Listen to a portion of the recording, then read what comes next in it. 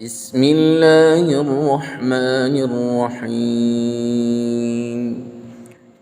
يسبح لله ما في السماوات وما في الأرض الملك القدوس العزيز الحكيم. هو الذي بعث في الأميين رسولا منهم يتلو عليهم آياته ويزكيهم ويعلمهم الكتاب والحكمة وإن كانوا من قبل لفي ضلال مبين. وآخرين منهم لما يلحقوا بهم وهو العزيز الحكيم. ذلك فضل الله يؤتيه من يشاء والله ذو الفضل العظيم. مثل الذين حملوا التوراة ثم لم يحملوها كمثل الحمار يحمل أسفارا بئس مثل القوم الذين كذبوا بآيات الله والله لا يهدي القوم الظالمين.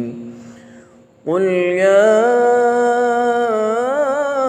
أيها الذين هادوا إن زعمتم أنكم أولياء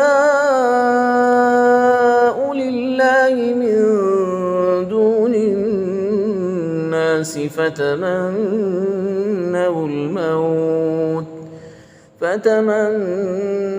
الموت إن كنتم صادقين ولا يتمنونه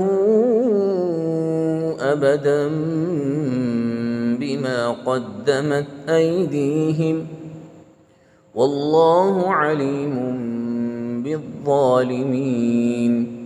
قل إن الموت الذي تفرون منه فإنه ملاقيكم ثم تردون إلى عالم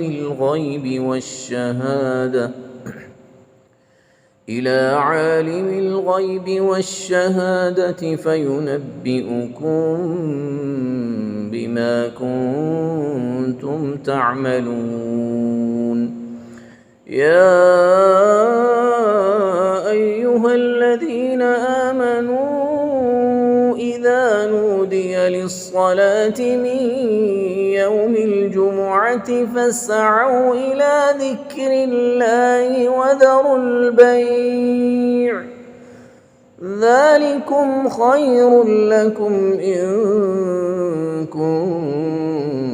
كنتم تعلمون. فإذا قضيت الصلاة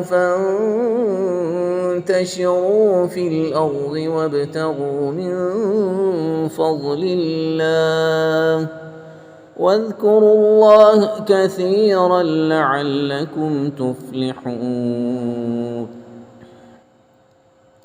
وإذا رأوا تجارة أو لهوا انفضوا إليها وتركوك قائما قل ما عند الله خير من اللهو ومن التجارة والله خير الرازقين.